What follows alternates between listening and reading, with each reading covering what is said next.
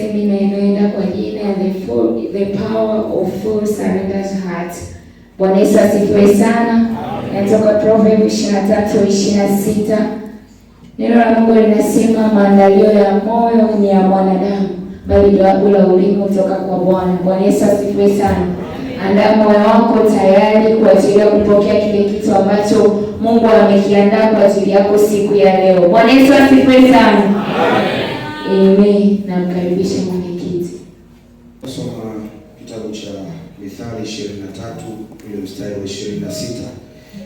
Biblia inasema, mwanangu nipe moyo wako, macho yako yapendezwe na njia zangu. Mwanangu nipe moyo wako, macho yako yapendezwe na njia zangu. Mungu anatamani tuweze kujitoa wote, sio nusu. Bwana Yesu asifiwe sana. Sio nusu, anatamani uweze kumpa moyo wako wote. Yaani usio ukaugawanisha. Bwana Yesu asifiwe sana. Ukiugawanisha upendo kwa Mungu, maana yake ni haupendi. Hauwezi kumpenda Mungu nusu. Bwana Yesu asifiwe sana. Haleluya. Amen. Kwa hiyo Mungu anatamani tuweze kujisubmit mbele zake. Tuweze kujisubmit huli. Bwana Yesu asifiwe sana. Amen. Nyosha mkono wako juu. Tuenda kumwambia Mungu ya kwamba katika semina hii ya siku 3 natamani nikaone mabadiliko kwa namna ninavyomtazama Mungu, kwa namna ninavyomfikiria Mungu, kwa namna ambavyo nalifikiria neno lake. Mungu anatamani tuwe kujisubmit kwa moyo wetu, kwa moyo wako wote. Mungu anatamani uweze kujisubmit kila kitu ulicho nacho. Bwana Yesu asifiwe sana. Haleluya. So ingia mbele za Mungu, Roho Mtakatifu nisaidie niweze kusikia kwa namna ya tofauti. Neno litakalokuja niweze kulibadilisha.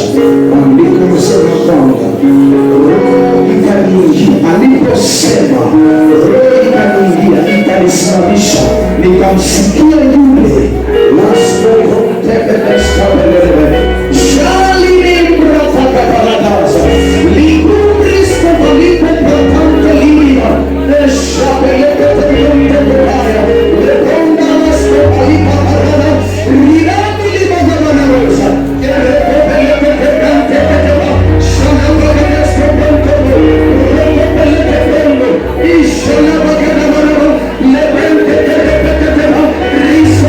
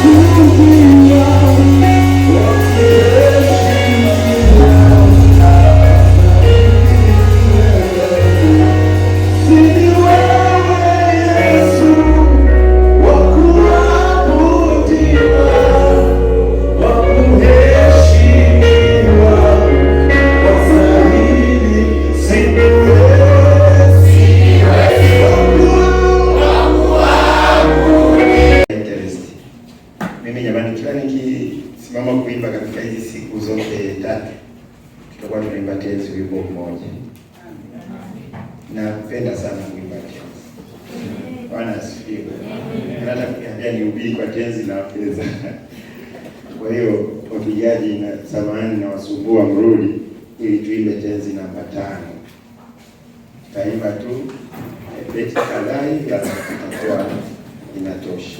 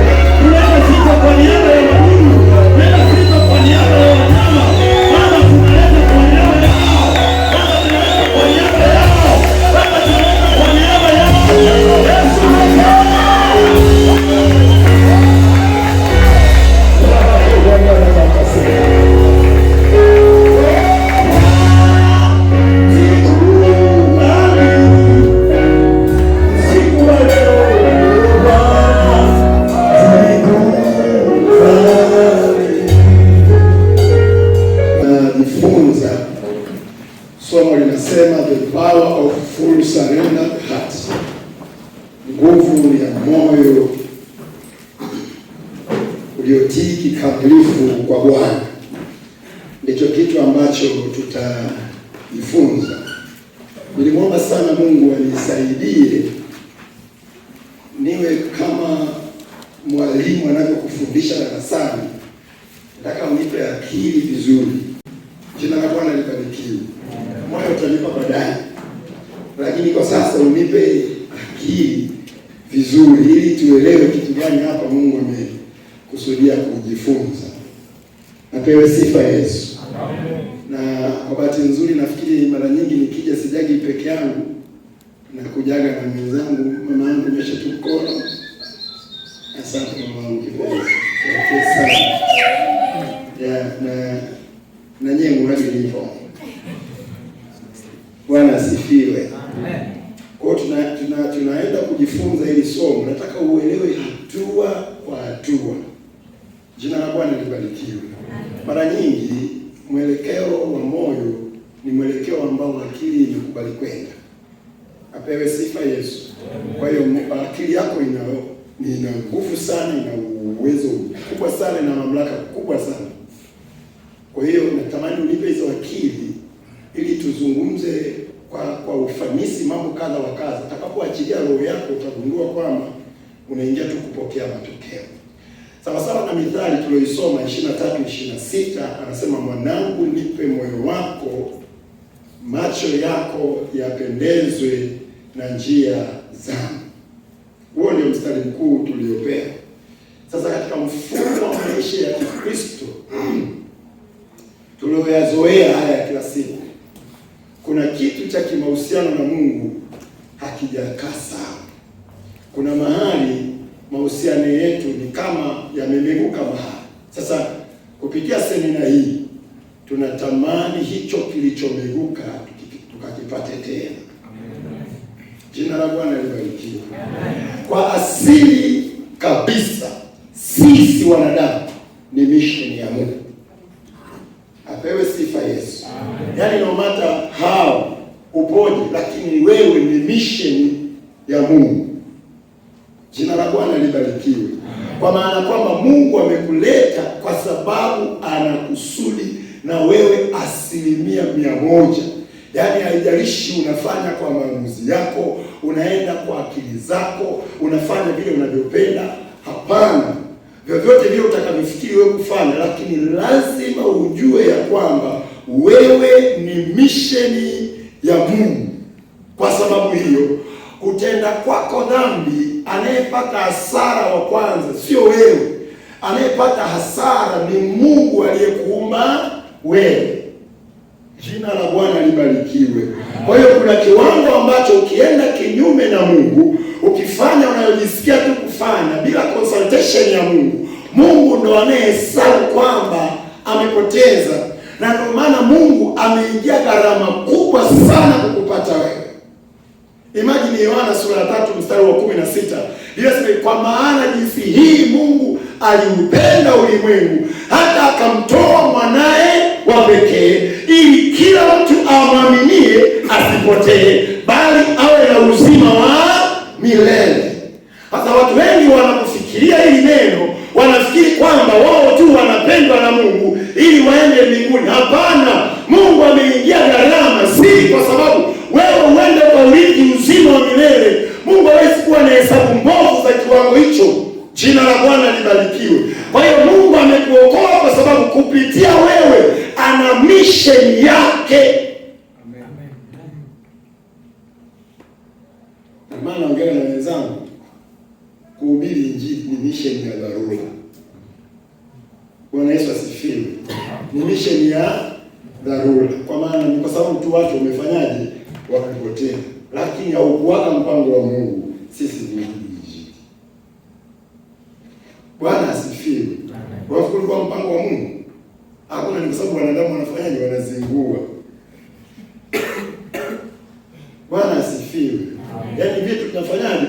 Tunazingua. Kwa sababu tunazingua, basi wanatakiwa watoke watu waende wakupambanie wewe uokoke, umwamini Yesu. Na ndio maana wale wote kufanyika msaada kuwaokoa wengine, wameingia gharama kubwa sana ya maisha yao. Jina la Bwana libarikiwe. Ukiisoma CV ya mtumishi wa Mungu Paulo, kuna mahali unaweza ukachoka kwamba huyu mtu anapambana na haya ili tu mvuta bangi aache bangi. Bwana Yesu asifiwe. Sikukusudia kumwangalia Paulo. Hebu tumwangalie kwenye kitabu kile cha Wakorinto.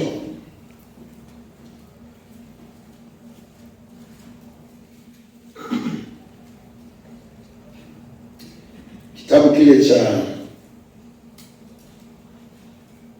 Wakorinto wa pili sura ile ya 11. Wakorinto wa pili sura ile ya 11. Wakorinto wa pili sura ya 11.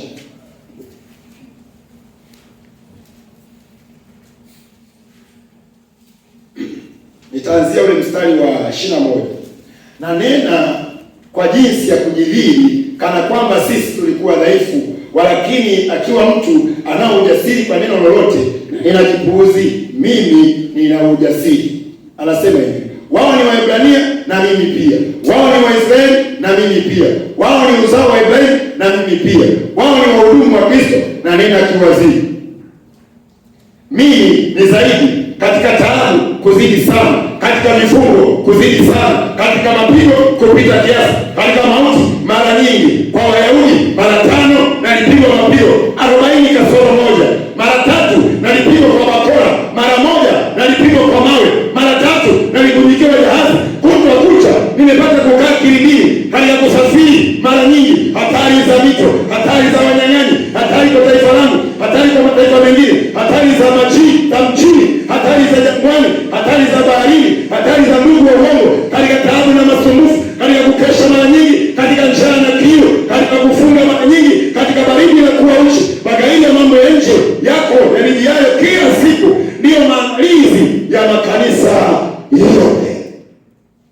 Hiyo CV ya huyu mwamba ni mtu mmoja aokoke, amwamini Kristo. Mungu hawezi kuingia gharama ya kumtoa jamaa mwenye uwezo wa kiwango hiki apambane na mtu mmoja eti aende mbinguni. No. Bwana Yesu asifiwe. Ni kwa sababu Mungu ana mission na wewe. Na hiki ni kipande tu, ziko na nyingine. Na ukianza kuchambua katika pigo moja kwenda pigo jingine, halikuwa hapigwi ili aendelee, anapigwa pigo ambalo hata kesho asifikirie kwenda, lakini Mungu alimtia nguvu aende tena. Jina la Bwana libarikiwe. Kwa hiyo unagundua Mungu ana mission iliyo hai katikati yetu, na ndio anayepambania sisi tuokoke, sisi tumwamini, tufanye kazi yake, tutimize makusudi yake. Wewe usiwe hasara ya mbingu. Bwana Yesu asifiwe. Mwambie jirani yako, wewe usiwe hasara ya mbingu. Mwambie, wewe usiwe hasara ya Mungu. Yaani maana yake hesabu ya Yesu katika kuokoa watu na namna alivyojitoa, wewe ndio unakuwa nyanya bovu. Isiwe hivyo katika jina la Yesu. Amen. Kama msalaba ni kilimo, wewe ni nyanya moja bora sana. Jina la Bwana libarikiwe. Amen. Haleluya, haleluya. Kwa hiyo unagundua kwamba hawa watu waliingia gharama kubwa sana. Kwa hiyo moyo wa Mungu una kiu sana na wewe. Moyo wa Mungu una kiu sana na wewe kuliko wewe ulivyo na kiu kwa Mungu, kwa sababu haujaja kwa makusudi yako, umekuja kwa makusudi yake. Kuna mwindi mmoja alimpeleka babake mahakamani, anamdai babake amlipe kwa sababu alimzaa. Sasa mimi kwa sina mpango kuja duniani, baba alifaa kielele, amenileta, nataka anilipe mshahara kila mwezi nisipate shida. Dunia hii ina mahakamani tunawapokea kwa kweli, na wanapokea kwa kweli, wameona kijana ana hoja, sijui kesi inaendelea. Jina la Bwana libarikiwe. Sisi haijalishi umezaliwaje, haijalishi wazazi wako hai, wazazi haijalishi, lakini Mungu ana kusudi na wewe. Amen. Bwana asifiwe. Amen. Na ndio maana kwa Mungu ameweka mazingira yote tayari, umeshasamehewa tayari. Yesu ameshapigwa tayari, amegongwa misumari ya kutosha tayari, kazi imeisha. Wanachokisubiri ni wewe. Jina la Bwana libarikiwe. Maanake hakuna kitu ambacho hakijafanyika bado. Kwa hiyo tunapojifunza habari ya total surrender, unagundua kwamba ni kwa sababu Mungu ameshaweka kila kitu tayari, na Mungu ameweka makusudi yake kwenye masomo, makusudi yake kwenye ndoa yako, makusudi yake kwenye huduma yako na utumishi wako, makusudi yako kwenye ofisi yako. Mungu ameweka makusudi yake.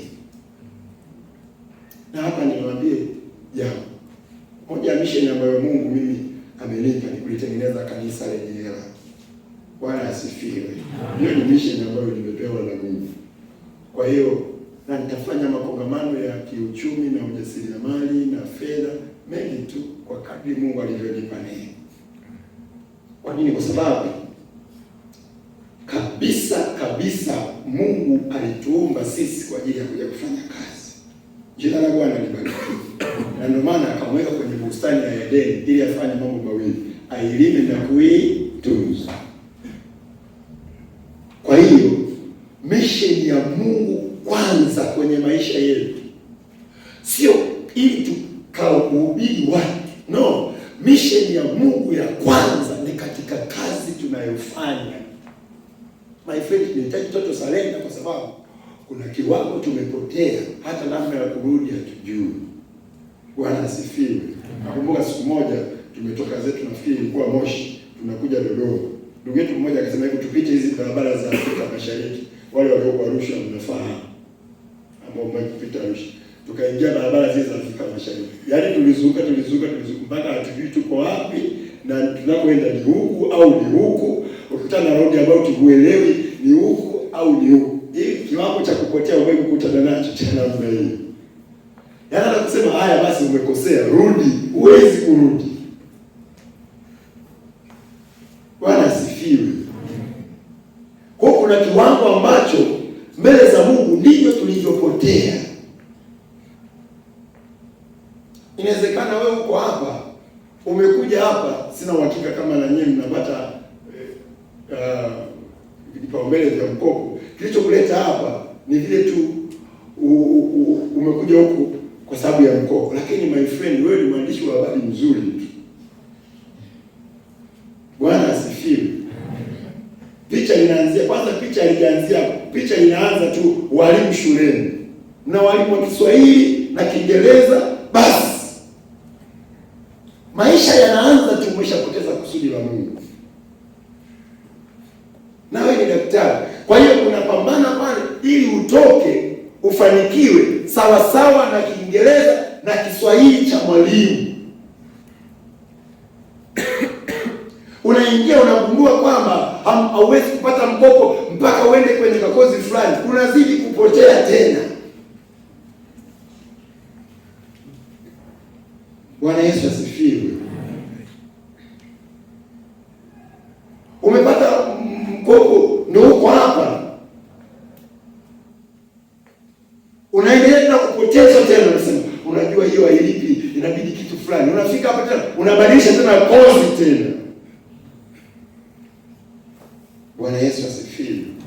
Kusudi la Mungu halisi kwenye moyo wako linakuwa lilishapotea siku nyingi sana.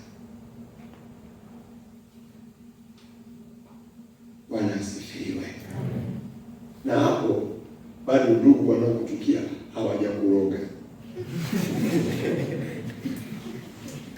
Na na Jose anayejaribu mapenzi hajaja kujaribu au haribu moyo wako. Unaondoka hilo, wanaume wote huko. Umepotea moja hiyo, usije tukurudisha nayo. Bwana Yesu asifiwe. Jina la Bwana libarikiwe.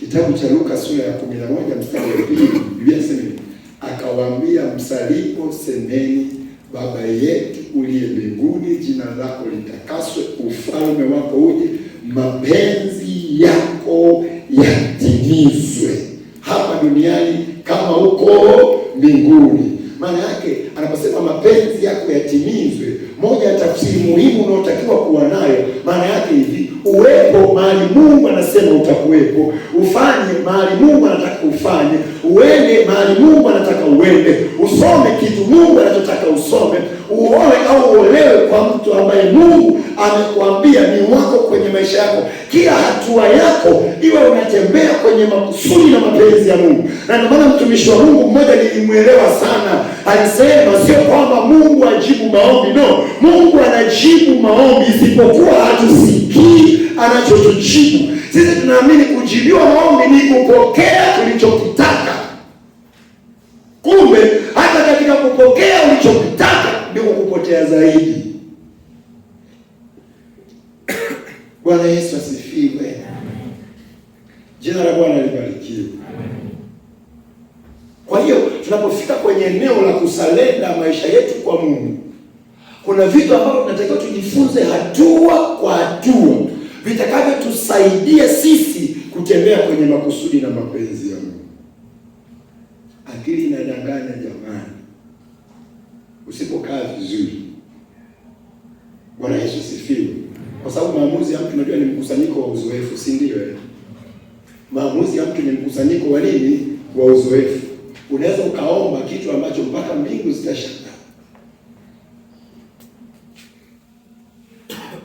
Jina la Bwana libarikiwe. Una mfano huu unamsema mara nyingi kwa sababu ukutana nao juzi alafu bado unanichekesha mpaka leo. Ndio wangu mmoja anataka kuoa, ananiambia, "Blaza, naomba uniazime 30 wiki ijayo." Yaani nataka kwenda kupeleka posa. Kwa hiyo wewe unataka kuoa? Ndio wangu, mbona hujatoboa bado? Blaza, maisha ni mbele kwa mbele.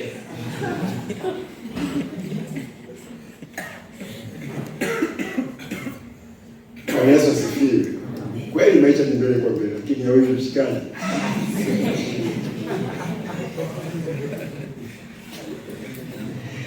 Mimi nakubali mambo maisha ni mbele kwa, lakini at least jamani.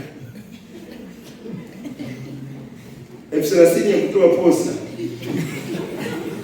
Unaitaka leo. Unaitaka wiki ijayo unatoa taarifa. Maana hata wiki ijayo hatapata. Sawa, labda ya kula maandazi. Posa. Umchukue mwingine mkae wote. Jamani, kuna watu wana imani.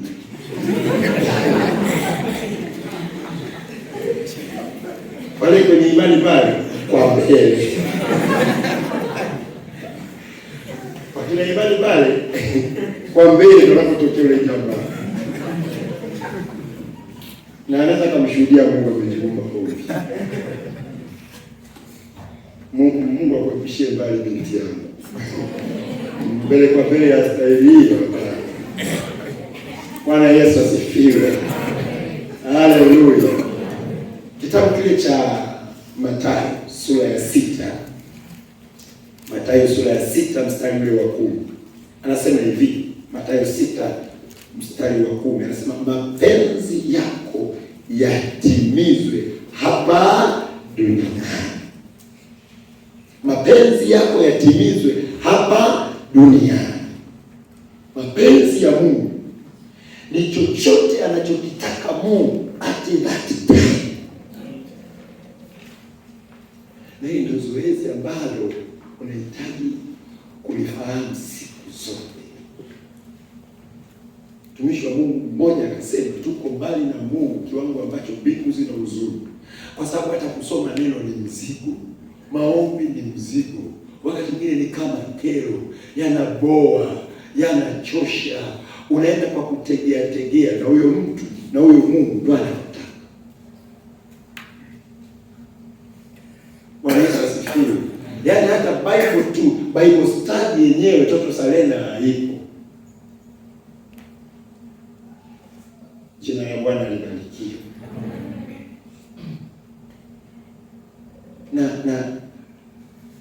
Na mbingu zinakaa kusubiri mapenzi ya Mungu yatimizwe. Mapenzi ya Mungu yatimizwe. Sasa wanangu, kama mnaomba, ombeni hivi kwamba mapenzi yangu yatimizwe. Wanangu, kama mnaomba, mnajua kuomba, Yesu anawaambia ombeni hivi, mapenzi yangu yatimizwe. Yanavyotimizwa mbinguni ndivyo yatimizwe duniani. Unajua inamwongelea nani? Ni wewe, kwa sababu Mungu anakusudi. Nimewahi kuambia hapa, sijui ni nyie, ni makosa sana. iPhone 17 Pro Max iko mikononi mwa bibi ambaye, hebu niangalizie hapo, niangalizie jina la Jose. iPhone jamani, hata kama nyumbani kwetu tajiri, iPhone mtu anashindwa hata kuona, hata kusachi kina hawezi. Niangalizie, mpigie. Hivi kweli ni matumizi ya iPhone hayo jamani? Bwana Yesu asifiwe. Ndivyo ilivyo mbinguni. Watu wako chini ya kiwango kuliko investment ambayo Mungu ameifanya.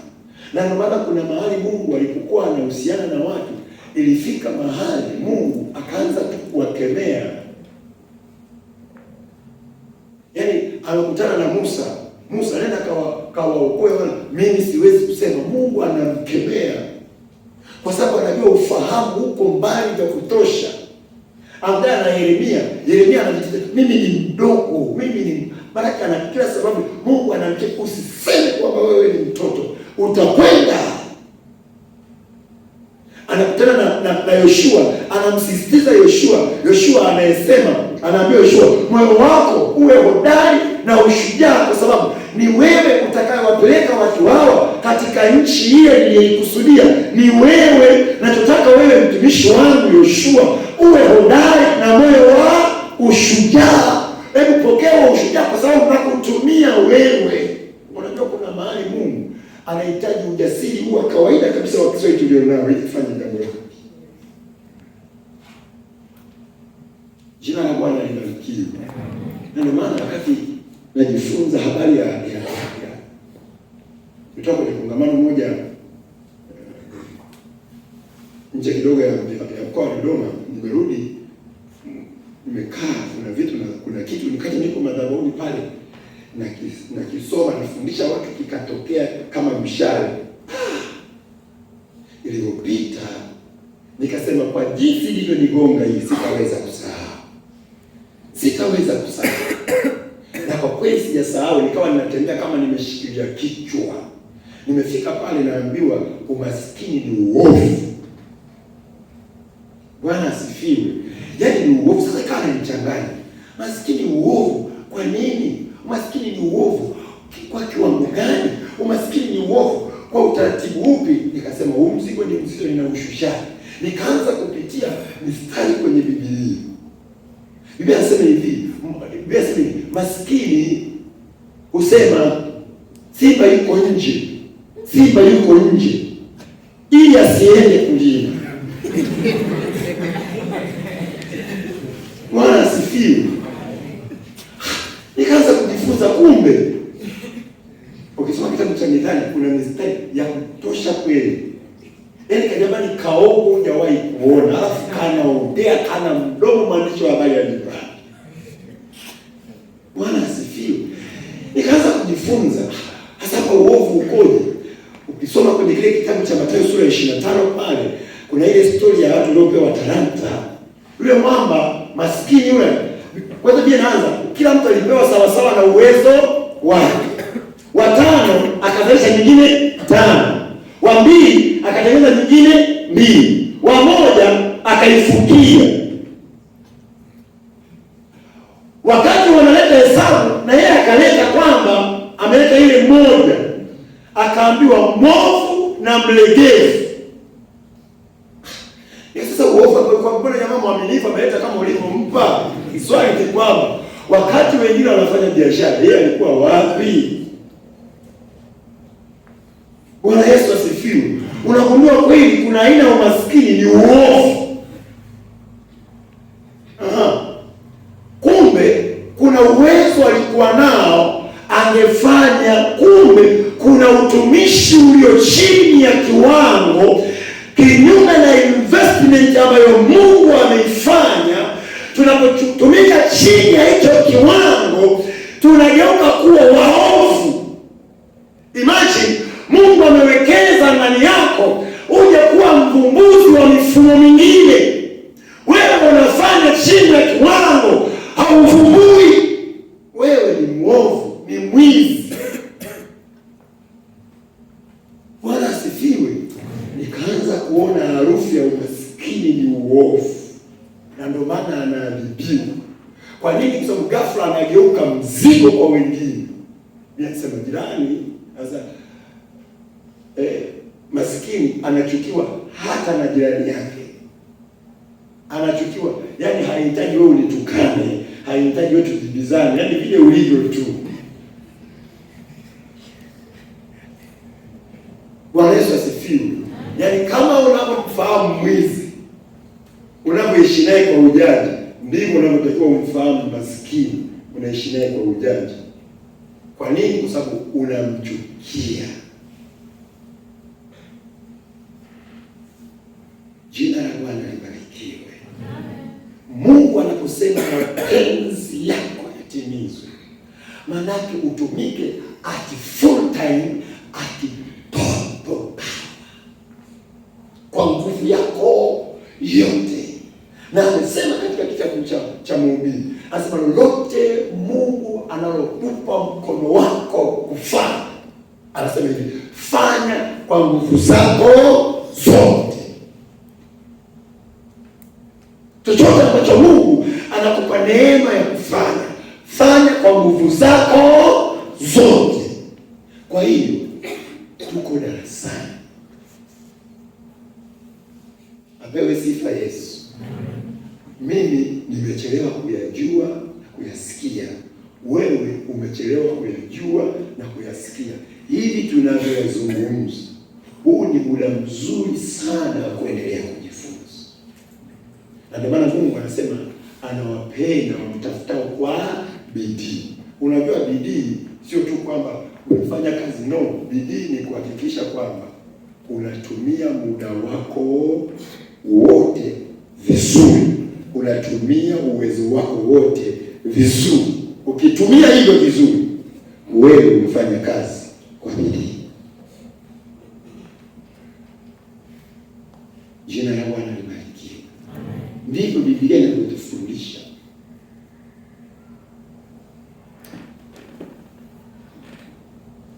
Tusogee mbele kidogo.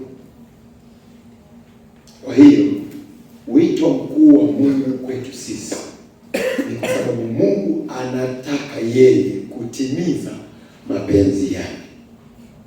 Na kwa bahati mbaya sana,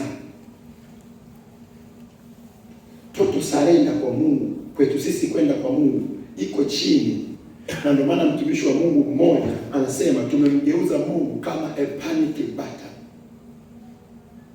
Tafsiri yake kwenye panic button anamaanisha kwamba yani tukiwa na stress ndio tunaomba, tukiwa na mitihani ndio tunakaza sana, tukiona tunakaribia kufeli ndio tunaongeza, tukiona ndio tunafanya.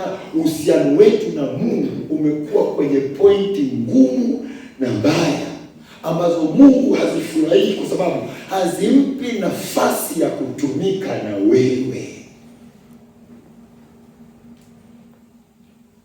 God is not a panic button. Sio uhusiano wa point hiyo ya stress. Sio uhusiano wa eneo hilo gumu. Sio uhusiano wakati wa njaa, sio uhusiano wakati wa shida, sio uhusiano wakati wa matatizo. Mungu hahitaji tu hayo. Mungu anataka uhusiano wa mawasiliano.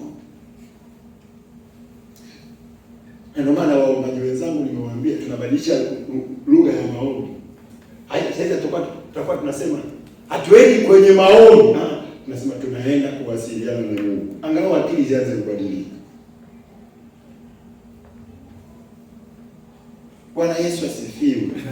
Ndio sasa tuanze kubadilisha tone ya kwamba tunaenda kwenye maombi ya kuvunja ngome na kupasua nono, tunaenda kuwasiliana na Mungu ili kutengeneza hali ya kuanza kupenda kuomba.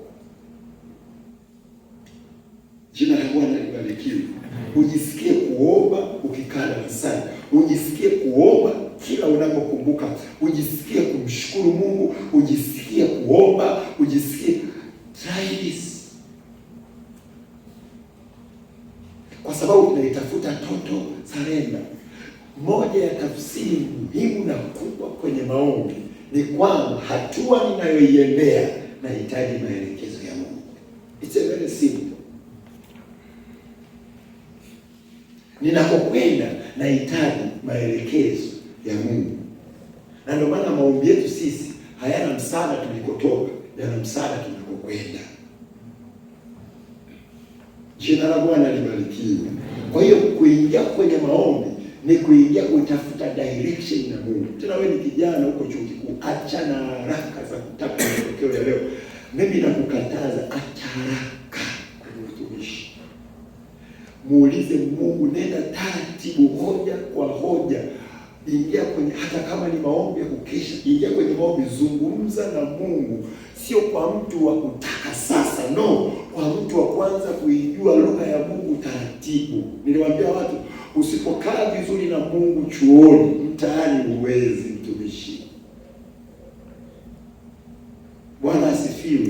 Yaani hii kampani ya maombi unayoikuta hapa hii, siku mmefunga, mmemaliza masomo, my friend, habari hii imeisha. Yaani huko kuna manyabuda balaa. Huko. Bwana asifiwe. Siku moja tuko kwenye maombi kabisa, tunaomba kanisani serious kabisa. Mchungaji anasema, "Mnateseka sana bwana, maombi gani mnateseka hivyo tukeni hapa? Ombeni tu kidogo, nendeni nyumbani." Baba yetu wa kiroho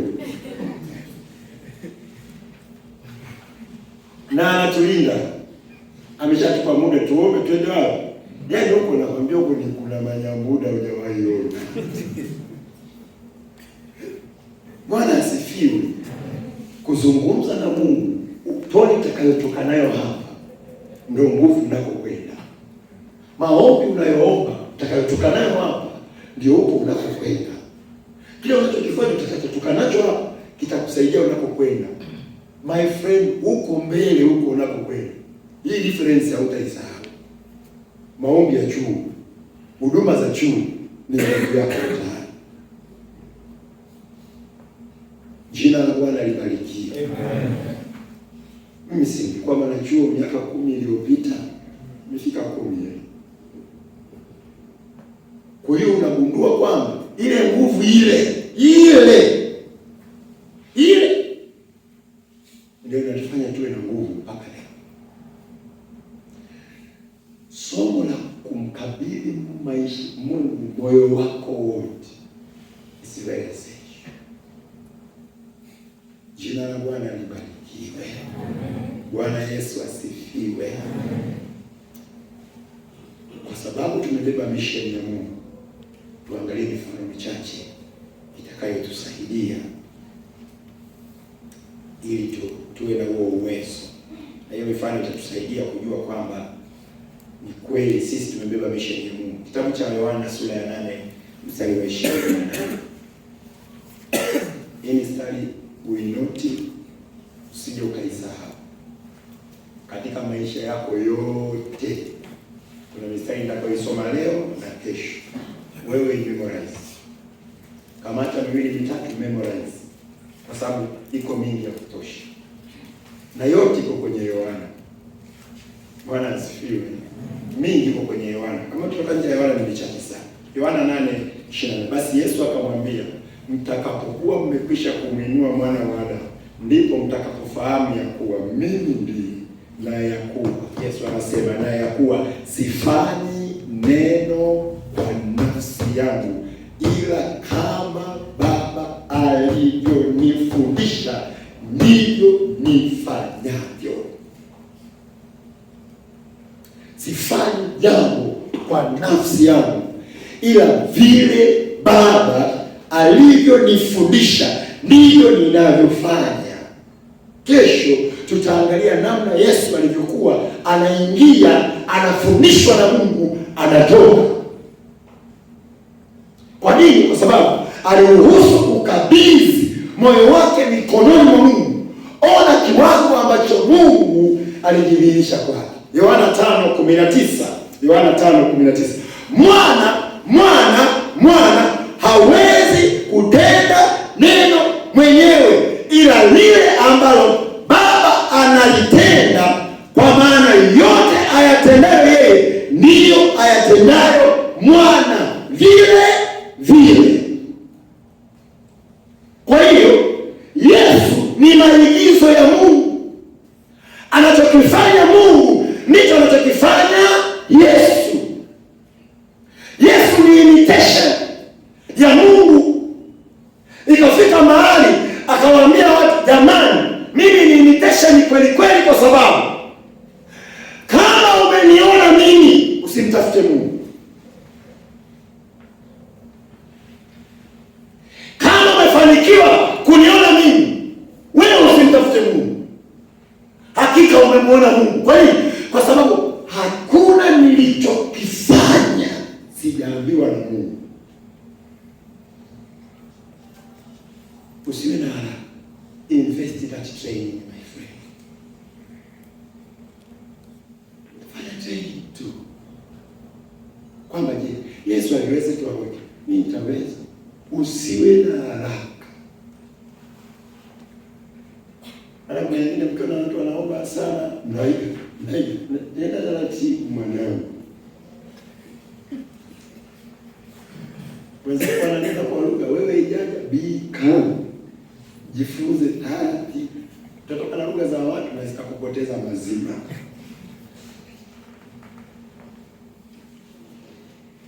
Bwana Yesu asifiwe. Na kwa bahati mbaya ukishajichanganya kwa anachokifanya mtu, ukiimitate kitu kingine, ukijaribu kuimitate tu kitu kingine, ukapotea, urudi ni gharama sana. Kwa sababu ukishafungulia kunena kwa lugha ambapo sio kwako, kuja kukuondoa uje kwingine, kazi sana. Kitabu kile cha Yohana, tutasoma tu Yohana leo, sura ya 17 mstari wa 4. Anasema hivi, mimi nimekutukuza duniani, nimeimaliza kazi ile ulionipa nifanye. Mimi nimekutukuza duniani, nimeimaliza kazi ile ulionipa nifanye. Kumtukuza Mungu, watumishi wa Mungu, sio kuimba, pia ni kuportray makusudi na mapenzi ya Mungu kwenye maisha yako. Kitabu cha Yohana sura ya 10 mstari wa 25. Yohana 10:25. Yesu akawajibu akawaambia, lakini mimi hamsadiki. Kazi hizi ninazozifanya kwa jina la Baba yangu ndizo zinazonishuhudia. Kazi hizi nazifanya kwa jina la Baba yangu, hizi zinanishuhudia kabisa mimi ni wa Mungu. Kwa nini? Nafanya kile Mungu anataka kufanya. Kwa maana kuna mahali Yesu ametokea, kuna mkutano mkubwa. Biblia inasema hivi, akawaambia wanafunzi wake, mimi nimetokea si kwa ajili ya hapa, ni kwa ajili ya kijiji kingine. Akaacha umati akapita akaenda kijiji kingine. Sisi sasa tunataka followers sasa. Hapo sio pa kutulia. Watu wako wengi wenyewe hawa hapa. Yesu kwa sababu aliudhabihu moyo wake kwa Mungu, hakusumbuliwa na watu. Asifiwe. Una nafasi ya kujifunza mtumishi. Chuoni una nafasi ya kujifunza. Una nafasi ya kupractice, una nafasi ya kufanya mazoezi. Je, hii kitu ni kweli kwa kiwango gani? Nibarikiwe jina la Bwana. Una nafasi ya kujifunza.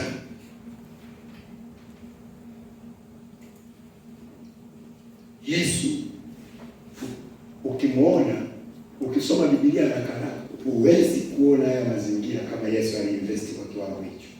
Huwezi kuona. Lakini unapoanza kuupitia moyo wa Yesu hatua kwa hatua, unagundua kwamba Yesu aliwekeza sana kuonana na Mungu kuliko kuonana na watu. Aliwekeza sana. Aliwekeza sana. Na ndio maana siri ya watumishi wakubwa wote unaowafahamu au wengi unaowafahamu, wengi siri yao ni uwezo wa kutulia na Mungu.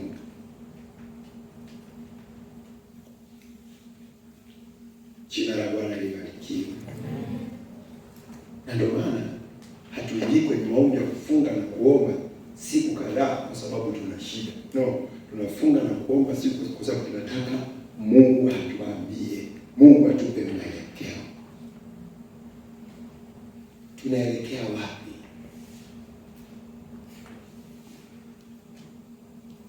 Apewe sifa Yesu. Naomba tusimame.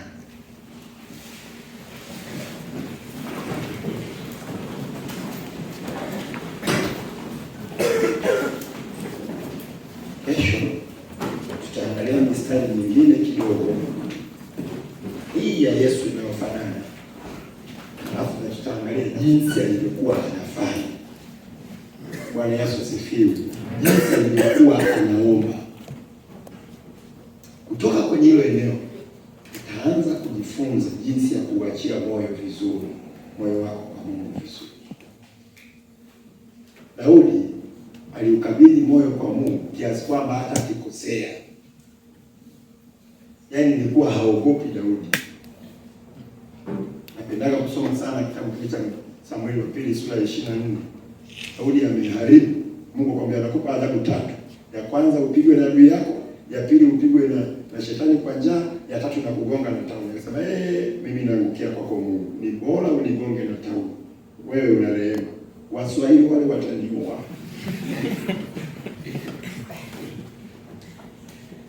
Bwana Yesu asifiwe.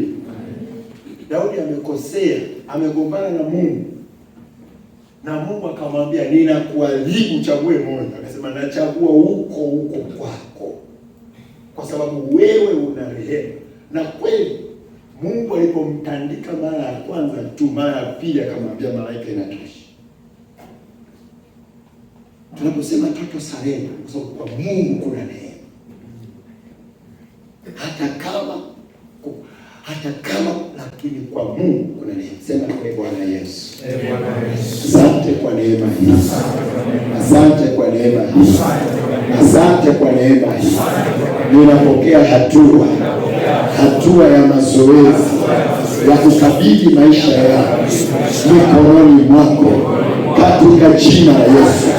Mimi ni chombo cha Bwana, chombo cha faida, kificho cha hasara, chombo cha faida, chombo cha faida, chombo cha faida, chombo ambacho kimetafsiri vyema kazi ya msalaba, kwamba sio puuzi, kazi ya msalaba kwa ajili yangu sio puuzi, ni kazi ya heshima, ni kazi ya maana, ni kazi ya utukufu. Kwa sababu yangu nitakuwa bora kwa muda